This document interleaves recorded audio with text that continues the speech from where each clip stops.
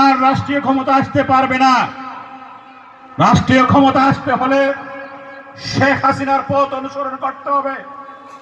এদেশের কৃষক, শ্রমিক, রিক্সাওয়ালা, ক্ষেত মজুর, জেলে, তাঁতি, কামার, কুমার সহ যারা না খেয়ে থাকে, অন্ধ, পঙ্গু, বিকলাঙ্গ মানুষের কাছে যেতে হবে, তাদের কথা বলতে হবে, তাদের অভাব অভিযোগের কথা বলতে হবে, তাদের দুর্দশার কথা বলতে হবে, তাদের কি সমস্যাগুলো আছে সেগুলা যাদের কাছে তুলে ধরতে হবে এবং সেইগুলা সমাধানের নির্দিষ্ট একটা পরিকল্পনা থাকতে হবে। নতুবা চক্রান্ত করে কেউ আর রাষ্ট্রীয় ক্ষমতায় আসতে পারবে না। জননেত্রী শেখ হাসিনা সুস্পষ্টভাবে ঘোষণা করেছিলেন বাংলাদেশ আওয়ামী লীগ 2021 ভিশন সাকসেসফুল করেছে।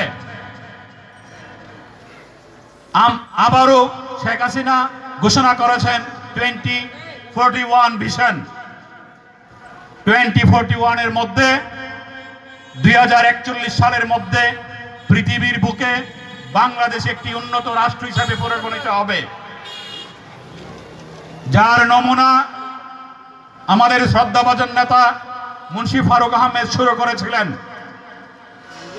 শেষ করতে পারেন নাই। শেখ হাসিনার উন্নয়নের কথা যদি বলা হয় কয়েক রাত্রেও শেষ করা যাবে না। শিক্ষা খাত বলুন, বিদ্যুতের খাত বলুন, এক সময় বিদ্যুতের কথা শোনা যেত, ফোন দিয়া বউকে জিজ্ঞাসা করছে আজকে কি কারেন্ট আসছে, কোনা 3 দিন যে হয়েছে গেছে আর আসে নাই। এখন কি অবস্থা, কারেন্ট যায়? আগে ঢাকা শহর থেকে গ্রামের বউর কাছে টাকা পাঠাবে, আপনারা কেউ পাঠান নাই? টাকা পাঠাবে মানি অর্ডার করে, তখন মানি অর্ডার করতো, মানি অর্ডার করে পাঠানো হতো। সেই টাকা কত, 1700 700 বউর কাছে পাঠাইছে, বউর কাছে চিঠি চলে গেছে, টাকার খবর নাই। পিয়নরে জিজ্ঞাসা করে ভাই আমার টাকা কই, আসে নাই, মানে সে খাই ফেলাইছে। মাসের পর মাস সেই বউ আর টাকা পায় না, আরেকজনের টাকছে, তারপরে সে টাকা পাইছে। আর এখন বউরে টাকাটা পাঠাইয়া ফোন দেওয়ার আগে কয় বই পাইয়া গেছি, কয় না? বউরে টাকা পাঠাইয়া ফোন দিয়ে কয় টাকা পাইছে, কয় আরো আগে পেয়ে গেছি। তাইলে বুঝেন ঘটনাটা কি? এর নাম শেখ হাসিনা, এর নাম ডিজিটাল বাংলাদেশ। আজকে গ্রামে বসে, ইউনিয়নে বসে কানাডার সাথে কথা কয়, বাবা কেমন আছো? মা তোমার ছবিটা দেখতেছি ভালো লাগতেছে, কয় না? এর নাম ডিজিটাল বাংলাদেশ, এর নাম শেখ হাসিনা। আজকে গাজীপুরে আইটি পার্ক হচ্ছে, 50 লক্ষ ছেলে মেয়ে সেখানে কম্পিউটার টিপাটিপি করে মাসে 3 থেকে 4 লক্ষ বৈদেশিক মুদ্রা অর্জন করতে পারবে। চিন্তা করা যায়? আমার বাবা বেতন পাইতো 170 টাকা, এখন 1,70,000 টাকা বেতন পাই, ভালো লাগে না। অবস্থাটা দেখছেন? প্রাইমারি স্কুলের মাস্টার বাড়ির থেকে বাইরিয়া খেতে গিয়া ক্ষেত নিরায় স্কুলে যেত, কাদা কোদা লেগে আছে পায়ের মধ্যে, পড়ায় আবার ক্ষেত নিরায় বাড়িতে ঢুকতো। এখন তার বেতন 35,000 টাকা। সারা বাংলাদেশে শিক্ষা খাতে বঙ্গবন্ধু শেখ মুজিব 1973 সালে সারা বাংলাদেশের সকল প্রাইমারি স্কুলকে রাষ্ট্রীয়করণ করেছিল। তারপরে 21টা বছর সরকার বিভিন্ন এই বাংলাদেশের বিরোধী সরকার ক্ষমতা ছিল, কোনো দিকে তাকায় নাই। আবার শেখ হাসিনা ক্ষমতা এসে সারা বাংলাদেশের 26,000 প্রাইমারি স্কুলকে রাষ্ট্রীয়করণ করেছে।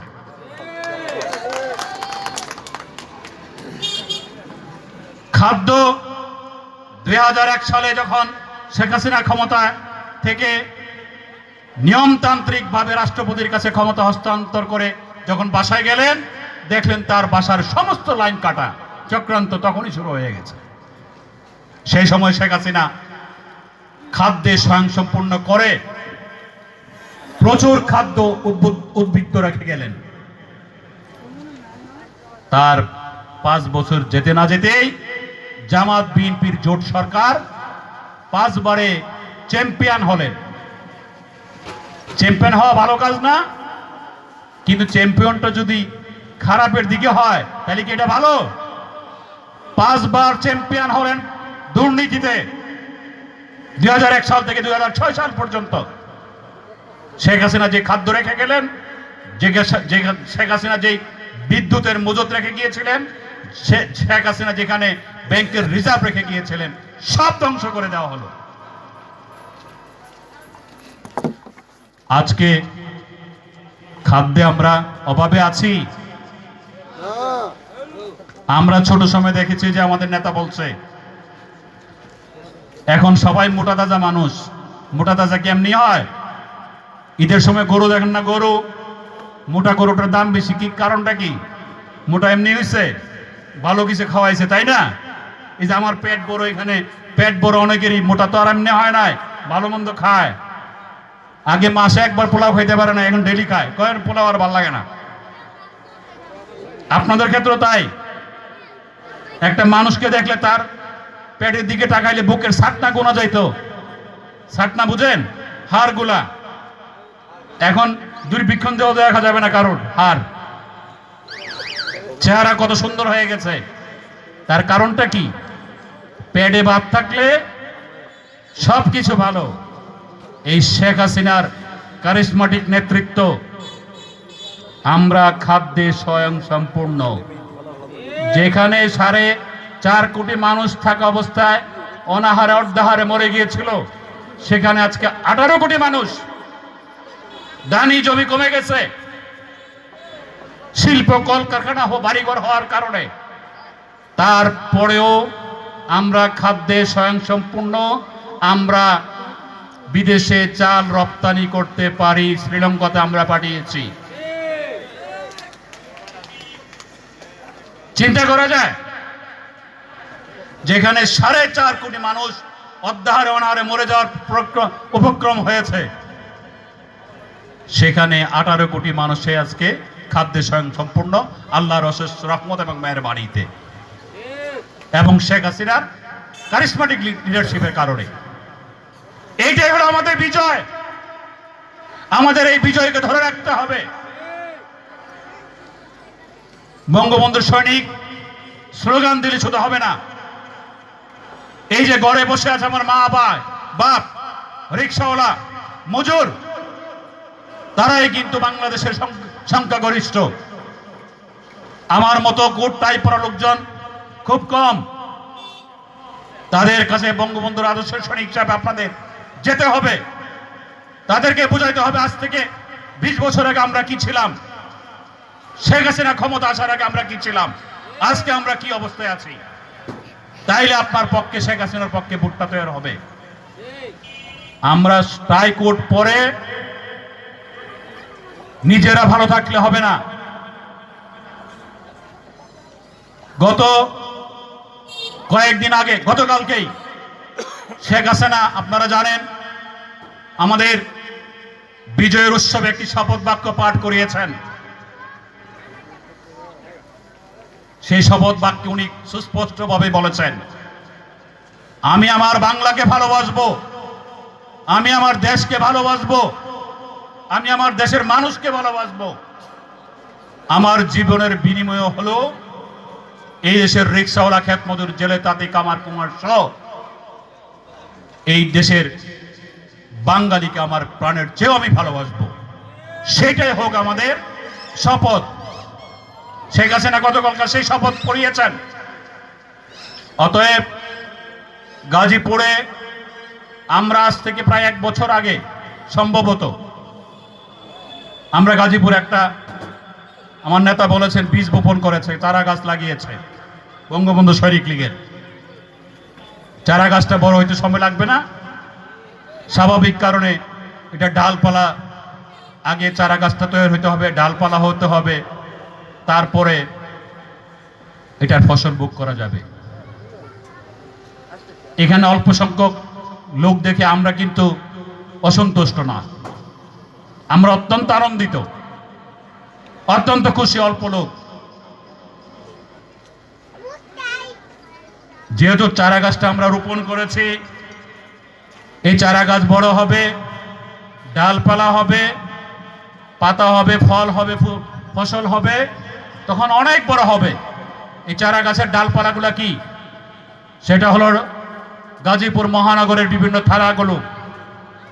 মহানগরে যতগুলো থানা আছে, আমি নির্দেশ দিচ্ছি অল্প কিছুদিনের মধ্যেই মহানগরের সকল থানাগুলো কমপ্লিট করে গাছের ডালপালাগুলোকে ছড়িয়ে দেওয়ার জন্যে।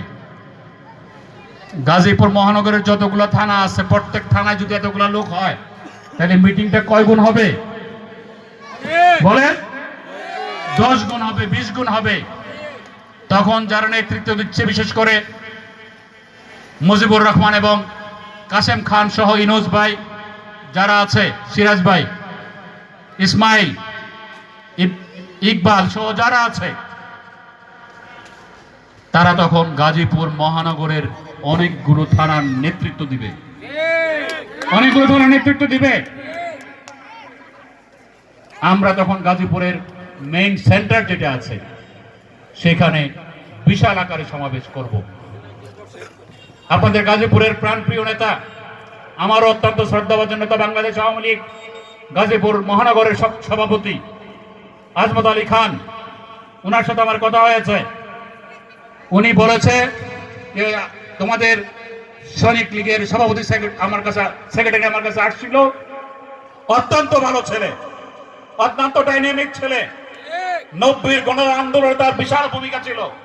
আমি তাকে ব্যক্তিগতভাবে চিনি, তোমাদের সিলেকশন একদম পারফেক্ট, তাকে দিয়ে গাজীপুরে একটি শক্তিশালী বঙ্গবন্ধু শরীরটি গঠন করা যাবে। উনি আমাকে ক্লিয়ার বলেছেন, এবং উনি বলেছেন যে আমার তরফ থেকে যত রকমের সাহায্য সহযোগিতা করা দরকার আমি করব। এবং আজকের মিটিংয়ে উনি উপস্থিত থাকার কথা ছিল, কিন্তু নানান প্রোগ্রাম, রাষ্ট্রীয় প্রোগ্রাম থাকার কারণে উনি বলছে তোমরা আজকে এই প্রোগ্রামটা সেরে নাও। কাজল আমি কথা দিলাম, আগামীতে বঙ্গবন্ধু সৈনিক লীগকে নিয়ে গাজীপুর মহানগরে একটি বিশাল সমাবেশ আমি আজমত আলী খানের নেতৃত্বে করে দিব। একটু জয় বাংলা বলবেন না? মোল্লার আওয়াজ করার সময় বলে একটু মাথাও বলেন, বলে না? এরকম মাথা তো না বললে আমার বক্তৃতা দিতে ভালো লাগবে। জয় বাংলা। সংগ্রামী সাথী ও বন্ধুরা, বক্তব্য দীর্ঘায়িত করবো না। আমার নেতা, আমাদের সংগঠনের সংগ্রামী সভাপতি এম এ কাসেম সাহেব বলছে ভাই 2 মিনিট দিয়েন, কারণ আমি নাকি বক্তব্য দিতে গেলে বক্তব্য ছাড়ি না। এটা একটা বদ অভ্যাস আমার আছে, ক্ষমা চাই। কারণ কি করব, ডেকি স্বর্গে গেলেও নাকি বারাবাদে, আমার তো বারাবাদেই কাজ। 2 মিনিট হয় নাই, 2 মিনিট হয় নাই। আমার তো বারাবাদেই কাজ, শিখছে একটাই কাজ, বাড়া কিভাবে বাঁধতে হয়। যদি সামনে বৃহৎ আকারে কোনো সমাবেশে বক্তব্য দেওয়ার সুযোগ হয়, আল্লাহ পাক যদি বাঁচিয়ে রাখেন, আপনাদেরকে যদি বাঁচিয়ে রাখেন, বক্তব্য দিব। অনেক কিছু বলার আছে। সর্বকালের সর্বশ্রেষ্ঠ বাঙালি জাতির জনক বঙ্গবন্ধু শেখ মুজিব তার দীর্ঘ পরিক্রমায়, রাজনৈতিক আন্দোলন, তার ত্যাগ তিতিক্ষা, বঙ্গমাতার ত্যাগ তিতিক্ষা, জননেত্রী শেখ হাসিনা বাংলাদেশের পদার্পণ করার পর ব্যক্তিগতভাবে তার সফর সঙ্গী হয়েছিলাম প্রথম দিকেই। সেই জননেত্রী শেখ হাসিনার আন্দোলন সংগ্রামের ইতিহাস, রাষ্ট্রীয় ক্ষমতায় অধিষ্ঠিত হওয়ার পর দেশের কল্যাণে তার কার্যক্রমের ইতিহাস ধরে তুলতে গেলে 2, 4, 5, 10 ঘন্টা শেষ হয় না। আমরা বলবো সামনে আর 2 বছর পর নির্বাচন, বলতে হবে এই বাংলাদেশে যতগুলো সরকার পরিবর্তিত হয়েছে, কোন সরকারের আমলে কি পরিমাণ এই জনগণের কল্যাণে কাজ হয়েছে আমাদেরকে বলতে হবে, আমাদেরকে জনগণের কাছে বোঝাতে হবে। বক্তব্য দীর্ঘায়িত করব না।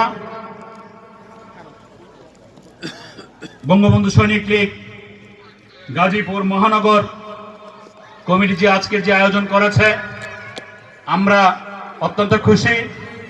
বঙ্গবন্ধু সৈনিক লীগ কেন্দ্রীয় কমিটির পক্ষ থেকে গাজীপুর মহানগরকে অভিনন্দন ও শুভেচ্ছা।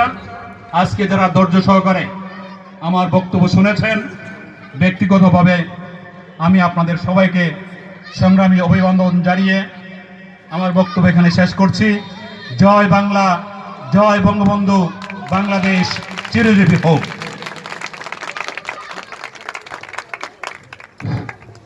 ধন্যবাদ আমার প্রিয় নেতা কাজল সাহেব।